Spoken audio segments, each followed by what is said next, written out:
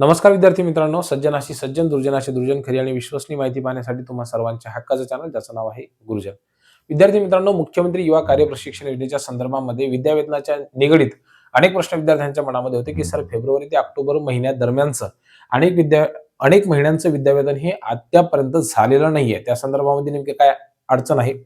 October महिन्याची online attendance लावल्या न गेल्यामुळं त्या ठिकाणी मेकरवरती जाऊन सुद्धा म्हणजे चेकर मेकर ही जी पगार होण्याची, विद्यावेतन जमा होण्याची जी शेवटची प्रोसेस आहे, शेवटचं ठिकाण आहे, त्या ठिकाणाहून अटेंडन्स ही रिजेक्ट झालेली आहे आणि ऑनलाईन पद्धतीने अटेंडन्स करण्यासंदर्भामध्ये सूचना देण्यात आलेल्या आहेत. त्या संदर्भामध्ये नेमकी काय अडचण आहे, काय परिस्थिती आहे, त्याच्यावरती काय तोडगा निघू शकतो? निधीची अनुपलब्धता असल्या कारणामुळे सध्याचं विद्यावेतन होत नाहीये का? मुदतवाढ किंवा रोजगार या दोनपैकी काय मिळू शकते? कधीपर्यंत मिळू शकते? सध्याची जी आजची निवडणुकीची जी प्रोसेस सध्या आपण सगळेजण बघतोय, की साधारणतः 21 डिसेंबरला सगळ्या नगर परिषद आणि नगरपंचायतींचा निकाल लागणार आहे. त्यामुळं उद्या समाप्त होणारी जी आचारसंहिता होती, तर ती आता 21 डिसेंबरपर्यंत वाढवण्यात आलेली आहे का? या दरम्यान रोजगाराच्या संदर्भामध्ये किंवा मुदतवाढीच्या संदर्भामध्ये निर्णय होऊ शकतो का? या सगळ्यांवरती सविस्तर अशा पद्धतीची चर्चा आपण या व्हिडिओमध्ये करणार आहोत. सर्वात आधी बघूयात, पैशापासून सुरुवात करूयात. कारण की खिशामध्ये जर पैसे नसले तर डोकं चालत नाही. अनेक अडचणी येतात, टेन्शन येतं. मोबाईल सुद्धा हातचा जो आहे तो फेकून द्यावासा वाटतो. परंतु अडचण अशी आहे की फेकून दिल्याच्या नंतर हा मोबाईल जर बंद पडला तर नवीन कुठून आणायचा? हाही मोठा प्रश्न आहे, कारण की विद्यावेतन जमा झालेलं नाहीये. म्हणून विद्यावेतनाच्या संदर्भामध्ये आपण पहिल्यांदा प्रश्न घेऊयात. अनेक विद्यार्थ्यांचं फेब्रुवारी आणि ऑक्टोबर या महिन्यांच्या दरम्यानचं जे विद्यावेतन आहे ते जमा झालेलं आहे. अक्षरशः जमा झालेलं आहे. आणि काही विद्यार्थी असे आहेत की ज्या विद्यार्थ्यांचं ना फेब्रुवारीचं विद्यावेतन जमा झालं ना ऑक्टोबरचं. एक कार्यकर्ता असा आहे की ज्याचं तब्बल 9 महिन्याचं जे विद्यावेतन आहे तर ते अद्यापर्यंत जमा झालेलं नाहीये. त्यामुळं त्यांच्या डोक्यावरती प्रचंड मोठं टेन्शन आहे आणि घरामधून म्हणजे अतिशय चांगल्या शिव्यांचा भडीमार त्याच्यावरती होत राहतो. "बाबू, तू प्रशिक्षण घेऊन राहिला, तुझ्या खात्यामध्ये अजून रुपया नाही पडला, तू करून राहिला नेमकं काय?" असू द्या. आता काही विद्यार्थ्यांच्या तांत्रिक बाजू त्यांच्या स्वतःच्या चुकीमुळे झालेला आहे. त्यामुळेच त्यांचं विद्यावेतन जमा होत नाहीये. परंतु आता अनेक असे विद्यार्थी आहेत की ज्यांनी फेब्रुवारी आणि ऑक्टोबर ह्या महिन्यांचे ह्या दरम्यानचे सुद्धा महिन्यांचे सगळे अटेंडन्स अपलोड केलेले होते. तरी सुद्धा काही विद्यार्थ्यांचे 2 महिन्याचे विद्यावेतन जमा झाले, काही विद्यार्थ्यांचे 3 महिन्याचे विद्यावेतन जमा झाले. अनेक विद्यार्थ्यांचे ऑगस्ट, सप्टेंबर, ऑक्टोबर हे तीनही महिन्यांचे विद्यावेतन जमा झालेले नाहीयेत. अनेक विद्यार्थ्यांना मी ज्यावेळेस म्हणतो की सर तुम्ही पेमेंटचं स्टेटस चेक करा, तर त्याच्यावरती एसी, डीसी, कमिशनर अप्रूव्हल असेल किंवा मग चेकर आणि मेकर अशा पद्धतीचे तुम्हाला वेगवेगळे अप्रूव्हल त्या ठिकाणी दिसत असतात. ठीक आहे, जर तुम्ही ऑनलाईन पेमेंट स्टेटस चेक केलं तर. आता अनेक विद्यार्थ्यांचं ते डीसी लेव्हलवरती अडकून पडलेलं आहे. काही विद्यार्थ्यांचं एसी लेव्हलवरनं रिजेक्ट झालेलं आहे. ज्या विद्यार्थ्यांचं चेकर आणि मेकरवरती आहे, परंतु तरी सुद्धा त्यांचं विद्यावेतन अजून सुद्धा जमा झालेलं नाहीये. पेमेंट चेकर आणि मेकर ह्यावरती त्यांचा जो स्टेटस आहे एकंदरीत ते 1 ते 1.5 महिन्यापासून तसंच आहे. ठीक आहे, म्हणजे त्याच्यामध्ये काहीही सुधार झालेला नाहीये मागचे 1 ते 1.5 महिन्यापासून. पेमेंट जमा व्हायला पाहिजे खरं तर या ठिकाणी आल्याच्या नंतर. आता लक्षात घ्या, तुमचं जर डीसी लेव्हलवरती असेल तर डीसी लेव्हलवरनं जोपर्यंत अप्रूव्हल होणार नाही, कमिशनर अप्रूव्हलला जाणार नाही, तोपर्यंत इथे ते येणारच नाही. ठीक आहे, याच्यानंतरची एक प्रोसेस आहे कमिशनर अप्रूव्हल. आता लक्षात घ्या, ज्यांचं चेकर आणि मेकरवरती स्टेटस दाखवत असेल त्या विद्यार्थ्यांचं सध्या विद्यावेतन होणार नाही. त्याच्या मागचं कारण आहे निधीची अनुपलब्धता. आमच्या वाशिम जिल्ह्यामधल्या 16 विद्यार्थ्यांचं विद्यावेतन ते मागे जमा झालं. त्या थोडाफार जर निधी असेल आणि त्यांचं जर पूर्ण क्लिअर असेल, जे जुने बिल होते, ठीक आहे, म्हणजे कुठल्या महिन्याचे फेब्रुवारी, मार्च, एप्रिल, मे महिन्यापर्यंतचे, तर ते क्लिअर झालेले आहेत. त्याच्यानंतरचे जे विद्यावेतन राहिलेले होते तर ते अद्यापही जमा झालेले नाहीयेत. शिक्षण विभागातील विद्यार्थ्यांचा कार्यकाळ हा नोव्हेंबर महिन्यामध्ये संपलेला आहे. या चालू महिन्यामध्ये काही विद्यार्थ्यांचा ऑक्टोबर महिन्यामध्ये सुद्धा त्यांना ऑनलाईन अटेंडन्स करायला सांगितलेली होती. त्यांनी ऑनलाईन अटेंडन्स केली नाही आणि मग त्यांनी काय केलं, ऑफलाईन पद्धतीने आता ज्यावेळेला ती अटेंडन्स अपलोड केलेली आहे त्यांनी, तर मी तुम्हाला सांगतो त्यांचं एसी लेवल अप्रूव्हल झालं, डीसी झालं, अक्षरशः कमिशनर लेवलवरचं सुद्धा झालं, चेकरवरती सुद्धा झालं. शेवटच्या स्टेपवरती मात्र त्यांचं पगार जो आहे विद्यावेतन थांबलेलं आहे. याच्यामागचं कारण असं आहे की त्यांनी ऑनलाईन पद्धतीने अटेंडन्स न भरता ऑफलाईन पद्धतीने अटेंडन्स भरलेली आहे. आता त्यांना आता सांगण्यात आलेलं आहे की भाऊ तुम्ही ऑफलाईन पद्धतीने अटेंडन्स न भरता ऑनलाईन पद्धतीने करा. आता विद्यार्थ्यांची अडचण अशी आहे की जर समजा आपल्याला ऑनलाईन पद्धतीने अटेंडन्स जर भरायची असेल तर साहजिकच आहे, तर ती 1 तारखेपासून ऑक्टोबर महिना असेल तर समजा 31 तारखेपर्यंत ती ऑनलाईन पद्धतीने करावी लागेल. आता 1 तारखेची अटेंडन्स 1 तारखेला, 15 तारखेची 15 तारखेला, 31 तारखेची 31 तारखेला अशा पद्धतीने अटेंडन्स भरावी लागते. आता विद्यार्थ्यांना जर आता करायला सांगितलं तुम्ही ऑनलाईन अटेंडन्स भरा, तर आता त्यांच्याकडे काही टाईम मशीन नाहीये. ठीक आहे, साधी घड्याळ घेण्याची अवस्था नाही राहिली विद्यार्थ्यांची पैसे नसल्या कारणामुळे. आता टाईम मशीन घेऊन उलट कसं जायचं? आणि कशा पद्धतीने 1 ऑक्टोबरची अटेंडन्स ऑनलाईन पद्धतीने कशी भरायची? त्याच लोकेशनवरती जाऊन, त्याच डेटला जाऊन. अजब है ना कारभार. अजब नहीं, गजब है. गजब नहीं, हजम ही नहीं होता इस प्रकार का कारभार अभी चल रहा है. खरं पाहिलं तर ऑनलाईन अटेंडन्स करणं ही चांगली बाब आहे. त्यामुळे जे बोगस विद्यार्थी आहेत, घरी राहून पगार घेऊन राहिले, विद्यावेतन जमा करून राहिले, त्यांच्या खात्यावरती एकही दिवस ते आस्थापनेमध्ये जात नाहीत. असे सगळे विद्यार्थी ऑनलाईन पद्धतीने जर अटेंडन्स घेतली तर ते बाहेर पडतात. परंतु ते कराल भाऊ कोण? ठीक आहे. आणि जे विद्यार्थी रोज-रोज जातात त्यांना ह्याचा मानसिक ताप, आता मनस्ताप होऊन राहिला. कारण की मी तर काम करून राहिलो ना. तरी सुद्धा ऑफलाईन पद्धतीने मी जातो, रोज मास्टरवरती साइन करतो. आता ते सांगून राहिले, की तुम्ही ऑनलाईन पद्धतीने भरा.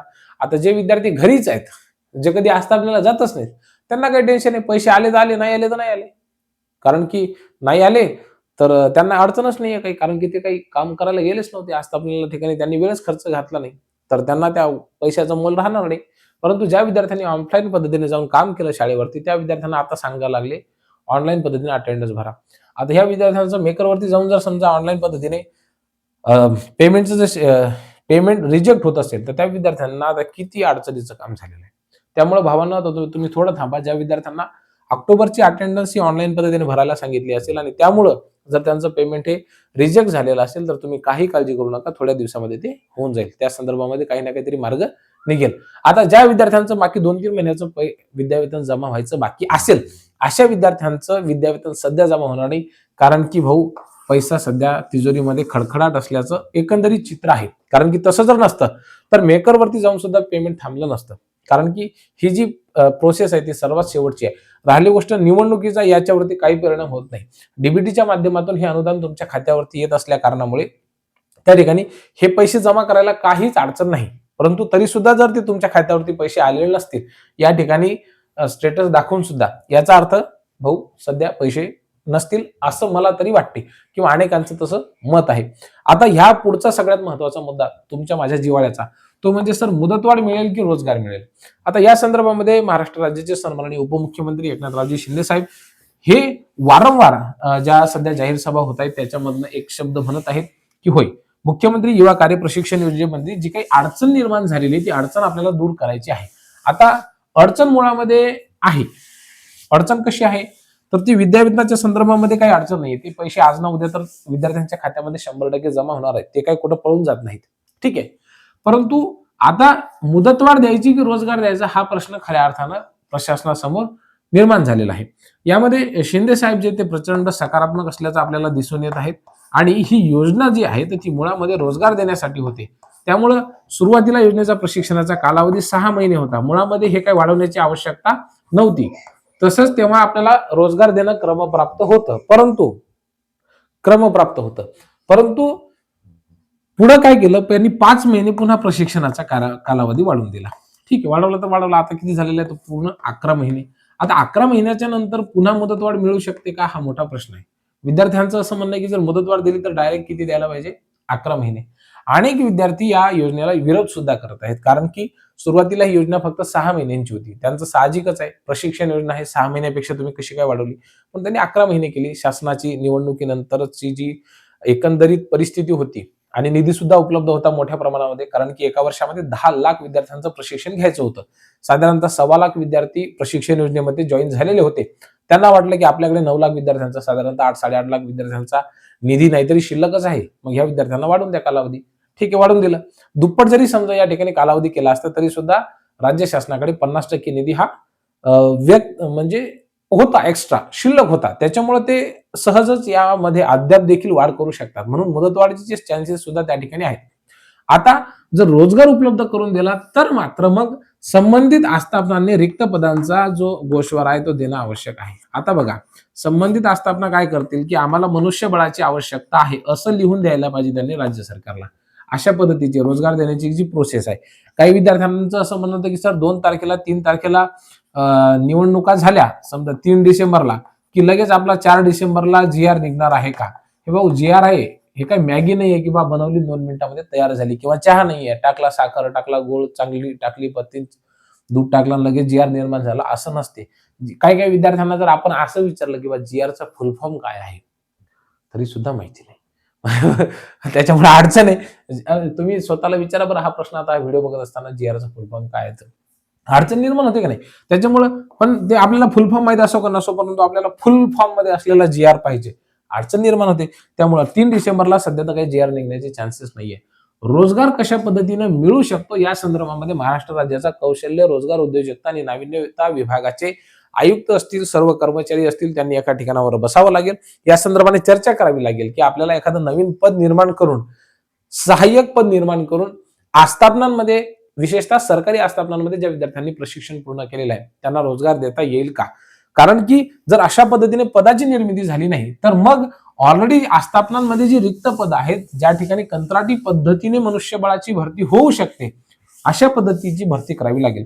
उदाहरणार्थ आरोग्य विभागामध्ये आपल्या सर्वांना माहिती असेल की NHRM यांच्या माध्यमातून मोठ्या प्रमाणावरती कंत्राटी पद्धतीवरती भरती होते. NHRMच्या माध्यमातून आपले काही असे विद्यार्थी होते की ज्यांचं ANM आणि JNM झालेलं होतं. ठीक आहे, ANM आणि JNM झालेलं होतं. अशा विद्यार्थ्यांनी जर आरोग्य विभागामध्ये साधारणतः एका वर्षाचं जर प्रशिक्षण पूर्ण केलेलं असेल, एका वर्षाचं प्रशिक्षण जर पूर्ण केलेलं असेल, किती वर्षाचं? एका वर्षाचं. तर ह्या विद्यार्थ्यांचा अनुभव जो आहे तर हा कंत्राटी पद्धतीवरती घेण्यासाठी ग्राह्य धरला जात होता. ठीक आहे. पण या विद्यार्थ्यांना अक्षरशः कंत्राटी पद्धतीवरती सुद्धा नेमणूक देण्यात आलेली आहे. त्यांना साधारणतः पगार हा 20,000 रुपयापेक्षा जास्त असतो. ठीक आहे. त्यामुळे या विद्यार्थ्यांचा त्या ठिकाणी चांगलाच फायदा झालेला आहे. यानंतर दुसरं आपण बघितलं होतं की परिवहन महामंडळामध्ये, ठीक आहे, परिवहन महामंडळामध्ये परिवहन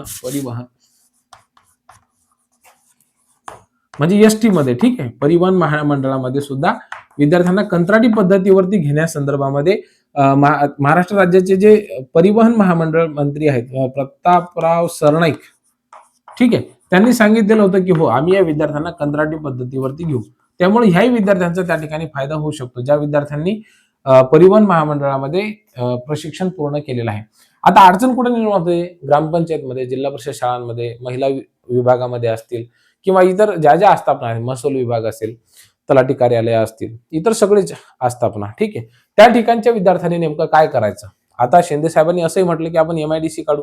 MIDC काढल्याच्या नंतर ज्या विद्यार्थ्यांनी ग्रामपंचायतमध्ये अनुभव घेतलेला असेल त्या विद्यार्थ्यांचे मला फोन येऊन राहिले की सर आता आम्ही तर ग्रामपंचायतमध्ये होतो, ग्रामपंचायतीच्या ठिकाणी MIDC निर्माण करणं शक्य आहे का? प्रत्येक गावामध्ये MIDC येणं शक्य आहे का? आम्ही जिल्हा परिषद शाळेचा अनुभव घेतला तर मग MIDC मध्ये समायोजन कशा पद्धतीने होऊ शकतो? तर हे बघा, शिंदे साहेबांनी काय सांगितलं, मुळामध्ये ठाणे असतील किंवा ज्या ठिकाणी ते मूळ वास्तव्यास आहेत, मुंबई असेल, पुणे असेल, नाशिक असेल, या ठिकाणी खूप मोठ्या प्रमाणावरती इंडस्ट्रीज असतात आणि म्हणून या विद्यार्थ्यांचं अकोमोडेशन त्या ठिकाणी करता येईल का अशा विचारांनी ते बोलले असतील. परंतु डायरेक्ट ग्रामपंचायतमध्ये किंवा जिल्हा परिषदांच्या शाळामध्ये ज्या विद्यार्थ्यांनी प्रशिक्षण पूर्ण केलेलं आहे त्या विद्यार्थ्यांना डायरेक्ट इंडस्ट्रीमध्ये पाठवता येईल का? तर नाही. कारण की जे प्रशिक्षण घेतलेलं आहे आणि त्या ठिकाणचं जे मनुष्यबळाची रिक्वायरमेंट आहे ती पूर्णतः वेगळी आहे. त्यामुळे आपल्या डोक्यामधून हा विषय सध्या तरी काढून टाका. मग आता अडचण निर्माण काय आहे? रोजगार जर आपल्या विद्यार्थ्यांना द्यायचा असेल तर संबंधित आस्थापनांची परवानगी पाहिजे, संबंधित आस्थापनांना मनुष्यबळाची आवश्यकता सुद्धा पाहिजे. आणि ते न करता जर विद्यार्थ्यांना आता सध्या कुठेही जाऊ न देता त्यांच्या मागण्यांचा जर विचार करायचा असेल, रोजगार देता येत नसेल तर मग काय करता येऊ शकते? मुदतवाढ देता येईल. ठीक आहे. म्हणजे निश्चितच पेच हा राज्य शासनासमोर आहे. आता शिंदे साहेब प्रचंड सकारात्मकतेने या संदर्भामध्ये बोलत आहेत. निश्चितच महाराष्ट्र राज्याचे सन्माननीय मुख्यमंत्री देवेंद्रजी फडणवीस साहेब यांचं व्हिजन खूप स्पष्ट आहे, खूप क्लिअर आहे. ते सातत्याने विद्यार्थ्यांना, युवकांना रोजगार देण्याच्या संदर्भामध्ये बोलत असतात आणि त्यासाठी केंद्र सरकारकडून पाहिजे तेवढा निधी असेल किंवा राज्य सरकारच्या विविध विभागांमार्फत जेवढ्या काही शक्य प्रोबॅबिलिटीज आहेत त्याच्यावरती ते काम करतात आणि प्रयत्न करतात की विद्यार्थ्यांना जास्तीत जास्त नोकऱ्या उपलब्ध करून देता येतील. त्यांनी सांगितलं होतं की मागे सुद्धा 100% पदभरती आपण करू, नोकर भरती होईल. म्हणजे जर 100% नोकऱ्यांचं ते प्रमाण पूर्ण करू इच्छितात, ज्या पद्धतीने 100% शिक्षण भरतीसाठी, शिक्षक भरतीसाठी त्यांनी ग्रीन सिग्नल दिला, अगदी तशाच पद्धतीने विद्यार्थ्यांना कमी मानधनावर तर का होईना परंतु रोजगार उपलब्ध करून देण्याच्या दृष्टिकोनातून ते सुद्धा मागे पुढे पाहणार नाहीत. आदरणीय अजितदादा पवार, तुम्ही बारामती हा जो परिसर बघितला असेल तर त्या ठिकाणावर युवकांना रोजगाराच्या अनेक संधी उपलब्ध करून देण्याच्या दृष्टिकोनातून दादांनी सुद्धा खूप मोठ्या पद्धतीने हालचाली केलेल्या आहेत आणि त्यांचे रिझल्ट सुद्धा त्यांना मिळालेले आहेत. या धर्तीवरती महाराष्ट्र राज्याचे सन्माननीय उपमुख्यमंत्री एकनाथरावजी शिंदे, अजितदादा पवार ह्या दोघांनी एकत्र येऊन आदरणीय फडणवीस साहेब यांच्या नेतृत्वामध्ये अतिशय चांगल्या पद्धतीचा एखादा प्लॅन जर तयार केला तर मला असं वाटतं की विद्यार्थ्यांना निश्चितपणे रोजगार हमखास मिळेल. अन्यथा मुदतवाढ हा दुसरा एक ऑप्शन असू शकतो. तुम्हाला नेमकं काय वाटतं? काय मागण्या असायला पाहिजेत? कशा पद्धतीने आपल्याला रोजगार मिळू शकतो? काही रूपरेषा राज्य शासनाची असायला पाहिजे, त्यांचं काही धोरण असायला पाहिजे, या संदर्भामध्ये कमेंट करून नक्की कळवा. बाकी जेवण खाऊन करत चला, थंडी खूप वाढलेली आहे, स्वेटर घालत चला आणि हे जे 2 आपले नाकपुड्या यांना सुद्धा सांभाळा. खूप जास्त आमच्या भाषेमध्ये भोंबारा, सर्दी येत असेल तर काळजी घ्या. खूप खूप धन्यवाद.